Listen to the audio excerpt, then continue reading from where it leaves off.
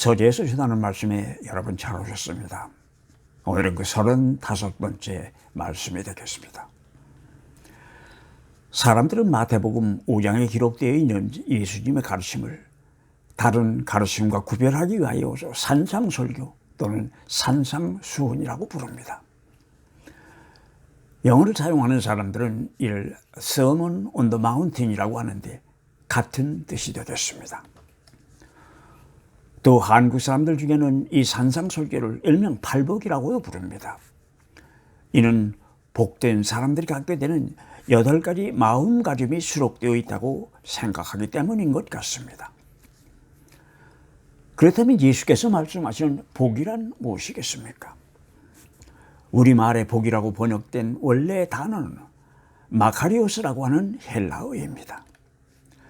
그리고 영어에서는 축복받은이라고 하는 의미를 갖는 브레스트라고 하는 단어를 사용하고 있습니다. 언어 속의 단어도 세월이 지나감에 따라서 그 의미나 뉘앙스가 변하는 것을 볼 수 있는데 이것은 사람들의 보편적인 생각이나 가치관이 바뀌기 때문입니다. 지금부터 2세대 전만 해도 이 복이라고 하는 단어가 주는 뉘앙스는 재물이나 건강처럼 가지고 태어나는 것으로 생각을 했습니다. 튼튼한 치아를 복이라고 했는가 하면 부모가 오래 살아계시는 것을 복으로 여겼습니다. 그러나 세대가 변함에 따라 복에 대한 개념도 물질적인 것으로 많이 기울어져 버린 것 같습니다.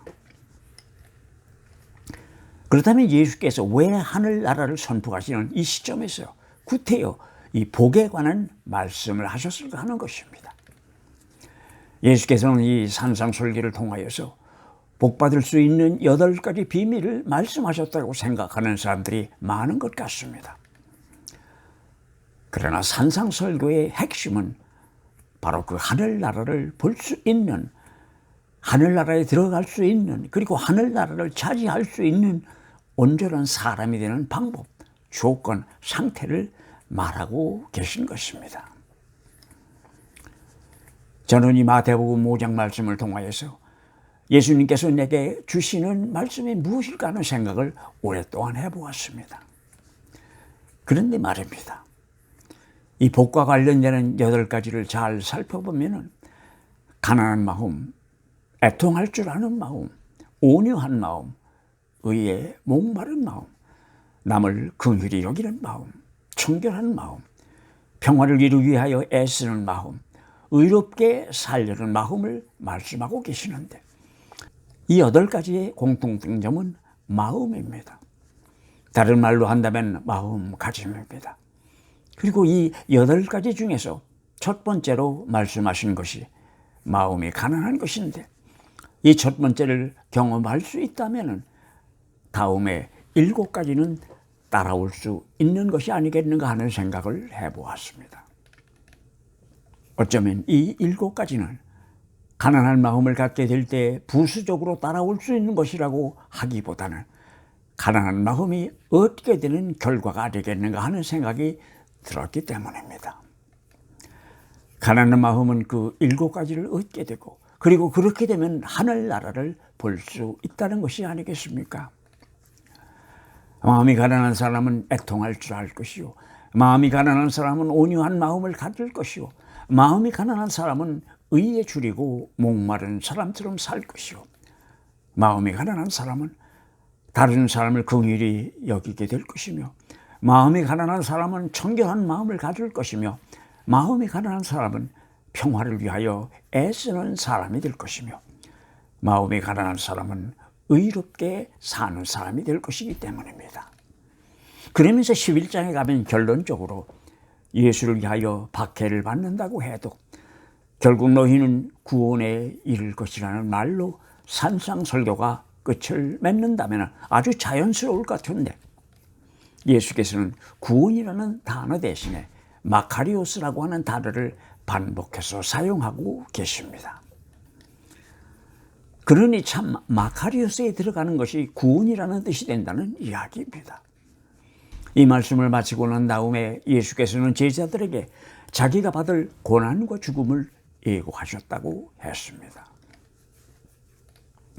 그리고 16장 24절에 가면은 제자들을 향하여 예수께서는 누구든지 자기를 따라오려거든 자기를 부인하고 자신의 십자가를 지고 자기를 따르라고 말씀하십니다. 이것은 예수를 따르는 조건이라기보다는 방법을 말씀하고 계시는 것입니다.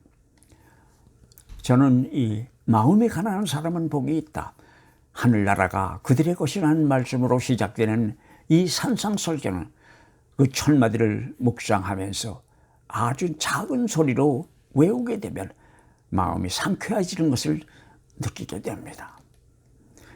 나는 이 예수의 가난한 마음 이야기를 읽을 때마다 옷에 붙어있는 먼지를 털어버리는 것처럼 내 마음도 그렇게 털어버릴 수 있다면 예수님이 말씀하시는 그 가난한 마음이 될 수 있지 않을까 하는 생각을 하면서 이 가난한 마음을 대할 때면 훌훌 털어버린 영혼을 생각하는 버릇이 생기게 되었습니다. 그러면서 나는 이 예수님의 하늘나라는 훌훌 털어버린 영혼으로부터 시작되는 것이 아닐까 하는 생각을 하게 됩니다. 여기에 무엇도 첨가할 수식어가 필요하겠는가 하는 생각이 들기 때문입니다. 마태복음 5장 산상설교는 교회 다니지 않는 사람들로부터도 사랑받는 성령의 한 구절이기도 합니다. 실로 이 산상설교는 예수께서 전하신 하나님 나라에 대한 말씀의 핵심이라고 할 수도 있을 것입니다.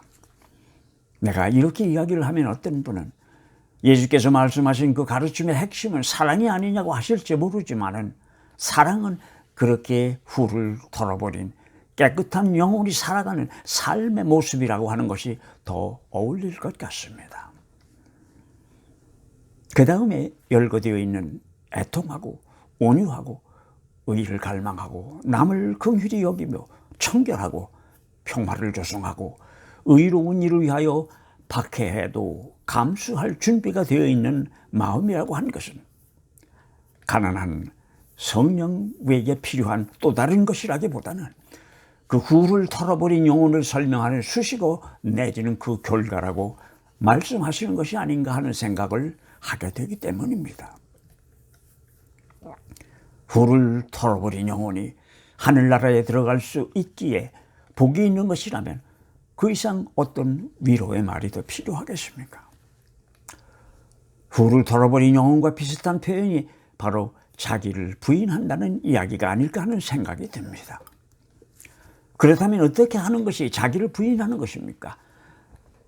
나 중심의 생각에서 하나님 중심의 생각으로 내 삶이 바뀌어지는 것입니다. 그래서 우리가 살고 있는 이 세상은 제대로 예수를 믿고 따르는 것이 점점 어려워지고 있다는 이야기들을 하는지도 모르겠습니다. 왜냐하면 요사이는 하나님의 생각과 사람들의 생각이 뒤죽박죽이 되어가고 있다는 생각이 들기 때문입니다. 믿는 사람들은 이 세상과는 달라야 합니다. 세상은 자기를 선전해서라도 자기를 세상에 드러내려고 하지만은 예수께서는 왼손 오른손 이야기를 하시지 않으셨습니까?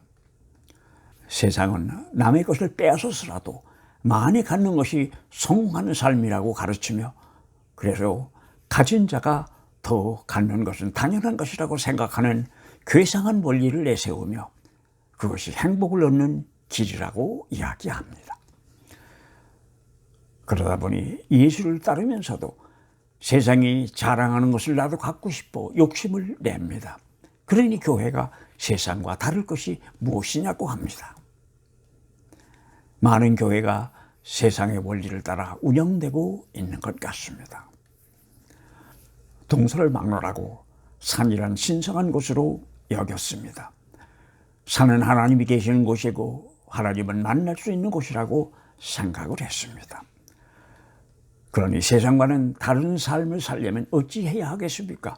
우리가 가지고 있는 중요한 것들의 서열을 재정리할 필요가 있습니다. 니고데모라고 하는 젊은이가 예수를 찾아왔을 때 예수께서는 다시 태어나지 않고는 하나님 나라를 볼 수 없다고 하지 않으셨습니까? 이것은 다시 태어나는 것처럼 내 생각을 예수님의 생각에 잇댈 수 있어야 나의 가치관이 변하고 내가 세상을 보는 눈이 바꾸어질 수 있다면 하늘나라에 합당한 사람이 될 수 있다는 뜻이 아니겠습니까? 그리고 나서 예수께서는 눈은 눈으로 이는 이를 갚으라고 하였다는 것을 너희가 들었으나 나는 너희에게 이른다면서 오리와 심리, 고독과 속옷, 오른뺨과 왼뺨 이야기를 하지 않으셨습니까?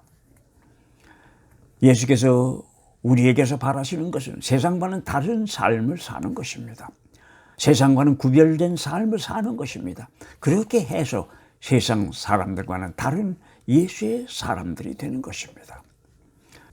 어떤 사람들은 생각하기를 예수의 산상설교는 하나의 이상이며 수도원에 있는 수도사들이나 지켜보려고 내세우는 삶의 목표가 될 수 있을지를 몰라도 우리와 같은 보통 사람들에게는 말도 안 되는 소리라고 합니다. 구원이라고 하는 것은 내가 변화되어서 예수의 참 사람이 되는 것입니다. 구원은 죽어서 받는 것이 아닙니다. 구원은 살아있을 때 받을 수 있는 것입니다. 왜냐하면 일단 죽은 다음에는 변하고 싶어도 변할 수가 없기 때문입니다. 그런데 어떤 사람들은 예수를 자기에게 맞추어 자기의 편한 대로 믿으려고 합니다. 교회에서 성경은 왜 자꾸 읽으라고 합니까? 세대를 본받지 말고 오직 마음을 새롭게 함으로 변화를 받았어 하나님의 선하시고 기뻐하시는 온전한 뜻이 무엇인가를 분별하도록 하려는 것이 아니겠습니까? 사도 바울도 로마서 12장 2절에서 믿는 사람들은 세상과 달라야 한다고 되풀이해서 말하고 있지 않습니까? 그러니 믿는 사람들은 모두 성령의 인도가 필요합니다. 광야로 예수를 인도한 그 성령 말입니다. 여러분 감사합니다. 다음 주일 저녁 8시에 다시 뵙겠습니다. 보람이 가득 찬 한 주일 되시기를 기원하겠습니다. 감사합니다.